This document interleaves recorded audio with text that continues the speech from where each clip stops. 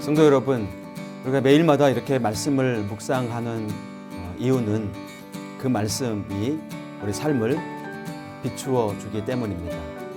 말씀을 통해서 우리의 모습을 바라보고 돌이켜보고 또 고쳐야 할 것들을 고쳐나가는 그런 부분도 분명히 우리에게 있어야 하겠습니다. 우리의 삶을 돌아보는 기회가 되기를 바랍니다.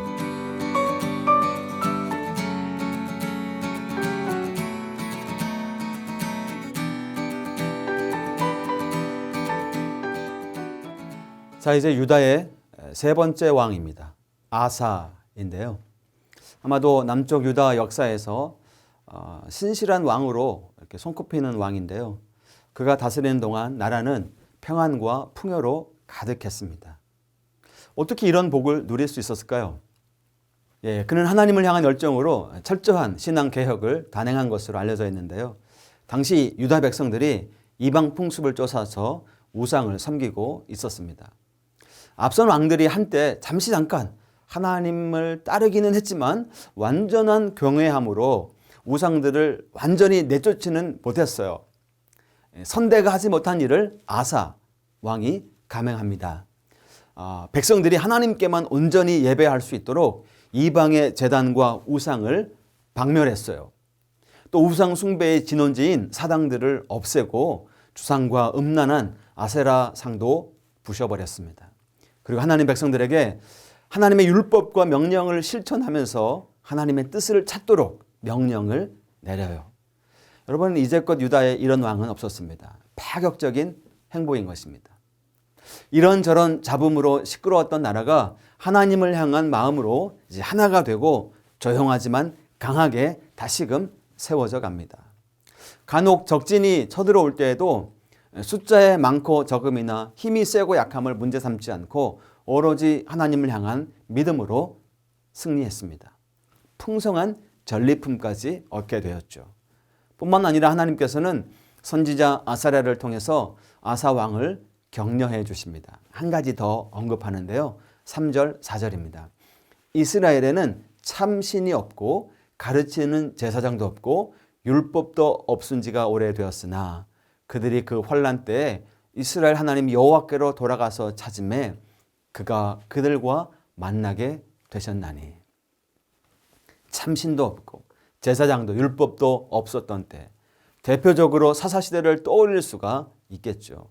하나님의 주권을 인정하지 않고 절대적인 기준이 되는 말씀 없기 때문에 자기의 소견대로 행했던 그런 시대, 지금까지 역사로 보았을 때 가장 어두웠던 시기가 아닐 수 없습니다. 왜 하나님께서는 충분히 하나님을 향한 마음으로 잘 걸어가고 있는 아사에게 다시금 어두웠던 사사시대에 대해 언급하시는 것일까요? 바로 우리 인간 안에 있는 이 죄에 대한 회귀 본능 때문에 그렇습니다. 우리는 예수 그리스도의 십자가의 보혈로 이미 깨끗해졌음에도 불구하고 계속해서 죄의 웅덩이로 돌아가려는 그런 본능이 있습니다. 죄가 우리를 유혹할 때, 끌어당길 때 그리스도의 십자가를 붙잡지 않는다면, 그리스도로 단단히 옷 입지 않는다면 다시금 죄의 웅덩이로 걷고 있는 우리 스스로를 발견하게 됩니다. 안타깝지만 이것이 이미 이루어진 하나님의 나라, 그러나 아직 온전하게 완성되지 않는 하나님의 나라를 살아가고 있는 우리의 현실입니다. 때문에 하나님께서는 사사시대로 다시 퇴보하는 길 차단하시고 중단 없이 개혁을 지속해야 된다고 말씀하십니다. 무엇을 개혁해야 되나요? 어떤 제도나 관계보다 우선되어야 될 것은 마음입니다. 하나님을 향한 마음, 우리의 마음이 개혁되어져야 되는 것이죠. 전쟁에서 승리하여 많은 전리품을 얻게 된 아사시대를 바라보면서 우리가 기억해야 될 것은 그 전에 아주 오래 익숙해진 우상의 목상과 제단, 산당을 철저히 제거했다는 점입니다. 큰 전쟁에서의 승리만큼 중요한 것이 바로 나의 일상의 소소한 삶에서의 승리예요.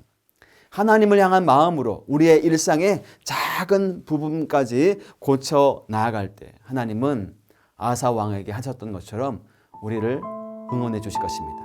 그런즉 너희는 강하게 하라. 너희의 손이 약하지 않게 하라. 너희 행위에는 상급이 있음이라. 아멘.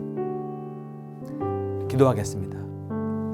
하나님 아버지, 우리에게 허락하신 이 승리를 믿음의 눈으로 바라보고 오늘도 겸손히 우리의 일상의 작은 부분들까지 고쳐 나아가며 하나님을 기쁘시게 하는 그런 삶을 살아가는 우리 모두가 되게 하여 주옵소서.